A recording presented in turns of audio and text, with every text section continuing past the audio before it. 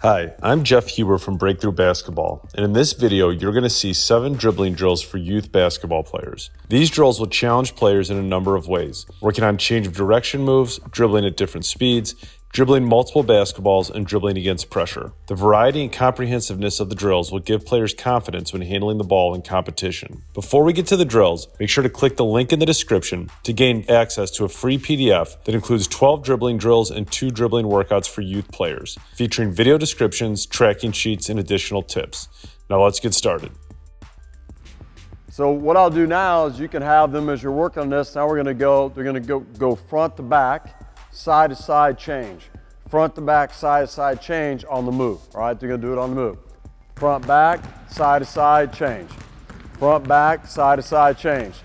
Still try to face up, good athletic stance, head center in the middle. Work on your hands, get quicker and quicker as you go. You guys are going left hand going. Good, eyes up, have vision. There's up before, sit down a little more. Put your hips down and back. The next move we're going to work on, coaches, is between the legs.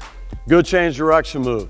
Now, a couple key teaching points you want to make sure that when you're teaching your kids is when they go between the legs, again, they want to snap it hard right in the center. Their hand goes through the center low, pushing it through, okay? And they want to make sure as you push it through quick and low, you want to make sure my feet, my hips get turned in the direction I want to go, right? So they don't want to go here between the legs and then turn to go. It slows them down. So they want to get their hips and feet turned direction of going. Once they make the move, they got to push out and they got to explode, push the ball out in front of them to beat that defender. Again, change directions, we change speeds. All right, teaching progressions in between the legs. What we'll do at the beginning, I'll just have them stagger their feet. So I'm going to tell them they're going to have their left leg forward. Go ahead, get your left leg forward, right leg back. We're going to go here. We're going to go 2 dribbles hard between the legs. 2 dribbles between the legs. Then we'll go 1 dribble, and then we'll go continuous, all right? Here we go, eyes up. You ready? Quick, here we go. Let's go 2 dribbles. Stab it through. Quick dribbles, quick hands. Let's go quick. Get outside your comfort zone. Get outside your comfort zone. Let's go quick. Try to lose the ball. Let's go 1 dribble. Eyes up. Quick hands, quick dribble, continuous, back and forth, quick as you can. All right, now switch up. Now you're gonna go right leg forward, staggered. You ready to go? Let's go, here we go. 2 dribbles. Snap it. Quick hands, eyes up, 1 dribble. Let's go quick. Continuous, back and forth, quick. So we're going right here as we go. What I tell them is this: Duke speed dribbles, Coach K at Duke. And what he teaches guys, he feels like it's quicker for them to switch hands every time when they're dribbling the basketball up the floor. It could be, but what I like about it, what he talks about too, is when you're going up the floor and say you're going up the sideline, right? And you might have the sideline to protect you, you don't have to worry about it as much as if you are in the center of the floor. If I go up the middle of the floor and I'm going up the floor and I'm speed dribbling, and all of a sudden might somebody coming from behind the back tip, right? And all of a sudden now I got to woof that back tip and they get a play going the other end. If I sit there and I get it to where I switch every time with my hands, now the defender coming from behind can't time it. So you got to understand kind of why you do what you do, right? Just don't do a drill, but there's a purpose and a reason for this. So now we're going to work on what we call Duke speed dribble. They're going to be in a good triple threat athletic stance, no false steps, push forward. They're going to switch their hands every time they're dribbling, come in a quick stop, get in a stance, get down. You ready? Go, push out, let's go. Come to a quick stop, on balance, quick stop. Right, turn, get out and go. Let's go. You ready? Go, Duke speed dribble, push out. Switch hands every time, come to a quick stop. Under control, balance. Now we're getting out. Coach, the next drill I'll get into is called, some people call it the mirror drill, kind of call it follow the leader. So one person is going to be leading, the other person is going to be following, all right? So in this instance, we'll have Carter, he's going to lead and JP's got to follow.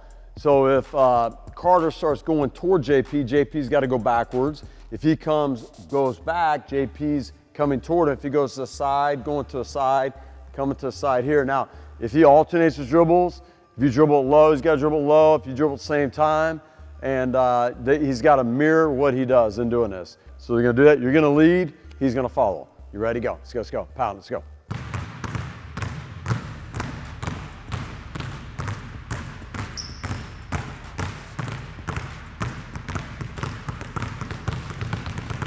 JP, you lead. You lead, JP. Carter's got to mirror you. Let's go. You can even move quicker to make him really adjust to you. Change it up, make it harder. All right, stop there. So again, that's a great thing you can do of having them with 2 basketballs each, facing each other. And now someone's got to lead. You're working with them on leadership type skills. But then another person's got to follow, and they got to get their eyes up, right? And they got to react to the other person. So it's a good little fun drill you can do. As they're doing it, talk to them, maybe go quicker in their movements to make it more challenging for the person that's facing them, so they're making each other better. All right, Coach, the last one I'll do is I'll work on what we call 2-ball resistance. So now we're going to place resistance on the ball handler. They're going to have to drive off like they're really trying to explode up the floor against the resistance against them. So it's almost like they're controlled, pushing off, exploding, and we're going to release off of it. And now they got to go from slow to quick, and they got to push it out. And they got to change speeds into like a speed dribble. So what's going to look like is, so Carter's going to be here, dribbling the basketball, right? Go ahead and dribble it. JP's going to have his hands on his shoulders, and he's going to put pressure to him. He's going to dribble it hard. He's putting pressure, and then he's going to release eventually, and he's got to explode and go, is what we're looking at doing. And he's got to stay on balance. And doing this drill, some kids will be trying to get so much pressure that they'll have their head and shoulders or front feet, and they release, they get off balance. We're working on balance, having our head and shoulders right above our feet. Ready? Do it. So go ahead and put pressure on JP, dribble the ball, release, explode up, and go. Good. So all you're doing again is you're working on this drill is getting them to make sure that they're dribbling the ball up the floor against resistance, right? And now they're releasing. Now we're working on a little speed dribble. Before we get into the speed dribble element of it, we're doing a little bit of it to get them to understand how to change speeds with 2 basketballs. Now the next game-like situation that we're going to develop some games for here is when your ball handler is being pressured in the backcourt. Now this would be different than what we did previously, different from a transition situation or a live ball turnover. This is much more like when you gain possession of the ball or you throw the ball in bounds and the defense is picking up full court and you want to train your players to be able to handle that pressure. Now I'm going to show you 3 different variations of full court one-on-one and then a couple variations of one-on-two where you can again increase the difficulty level for the player depending on who it is that's bringing the ball up the floor in the drill. Now, first of all, let me just introduce the spacing that we have here in the gym. You'll notice on the rim line here in the middle of the floor, I put up just a handful of cones to designate that our players, when they're dribbling in the backcourt, you have to stay between the cones and the sideline until you get to the volleyball line. So you are restricted to this side of the floor until you get to the volleyball line. Once they pass the volleyball line, they can go anywhere in their attack at the rim that they want to.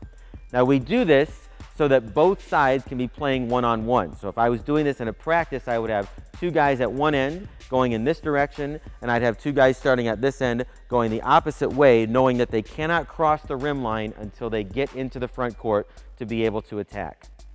Now the first version of full court one-on-one we're going to start with here is our defender is pressuring the ball up front. And we want that defender to be very aggressive at trying to deflect dribbles and cause the offensive player to have to change direction, to turn their dribble from side to side. And we're going to give the defensive player the opportunity to pressure by asking the ball handler that if they beat them, that they stop and allow the defender to catch up and play again. That rule is going to be in effect until the ball gets past the volleyball line on this side of the floor. So if Sean were to blow by Dylan, just go ahead and get by him here for a second. Right here, once his shoulders are by, we're going to have him pause with his dribble. Dylan will recover into a defensive stance and position, and then we'll play again live from here. If Sean were to beat him again before getting to the volleyball line, go ahead and beat him one more time. Okay? He would just pause and wait for him to catch up. Now, once he gets past the volleyball line, if he beats him here, that's sort of the line of demarcation that now we're playing one-on-one to score at the basket. All right? You guys have any questions? Okay, we're going to start at the free throw line extended on this end. The defense is going to hold the ball out for the offense. The offense will take it and we'll play from there. Go ahead.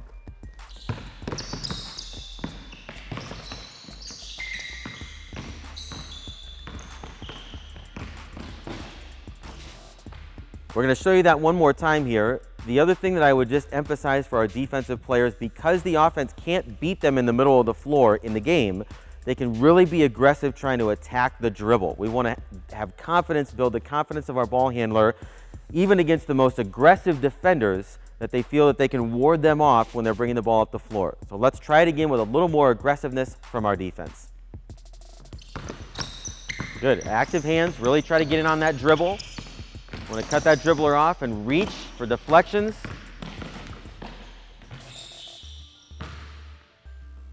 And then once the offense crossed the volleyball line, then they're free to attack the basket in one-on-one. Now our second variation of handling pressure in the open floor in a full court one-on-one situation here is going to be to play it live from the beginning. So I'm going to start my defender in the same place with the ball in his hands.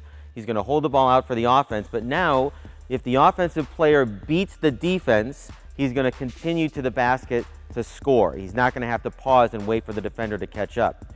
Now that obviously gives an advantage to the offensive player, because once they get a step, they should be able to continue and hopefully hold that advantage as they attack. Now to help the defensive player out, I'm going to squeeze the space a little bit here. So I've taken the cones that were on the rim line in our last example and moved them over so that they're just off of the lane line here, so there's less space for that individual defender to guard. That's one of the things, again, as we think about our constraints. Less space is an advantage for the defense. More space is an advantage for the offense. So we're trying to make it so the defense has to guard less space.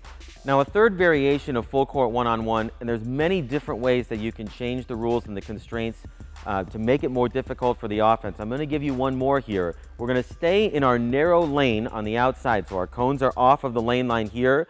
And now we're going to tell our offensive player that they are only allowed to dribble with their weak hand. They cannot use their strong hand to be able to dribble in a one-on-one situation.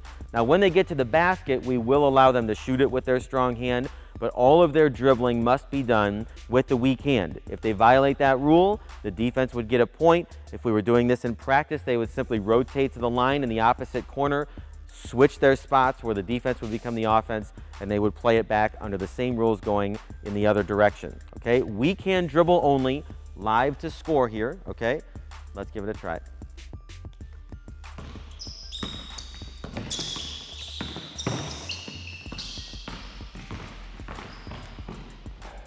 Now you're going to see this is pretty uncomfortable for your players, because they are rarely asked to play in a situation where they're not allowed to use their strong hand to dribble, and that's okay.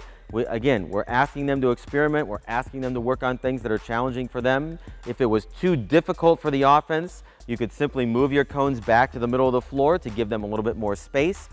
We hope you enjoyed this youth dribbling drills video. If you want instant access to 12 dribbling drills and 2 dribbling workouts for youth players, make sure to click the link in the description so you gain access to a free PDF featuring video descriptions, tracking sheets, and bonus tips. Again, if you incorporate these drills into your dribbling workouts, you'll develop the confidence and skill to handle the ball in games. Make sure to click and subscribe, and then click the bell button so you're the first to know when we release more new videos. Thanks for watching.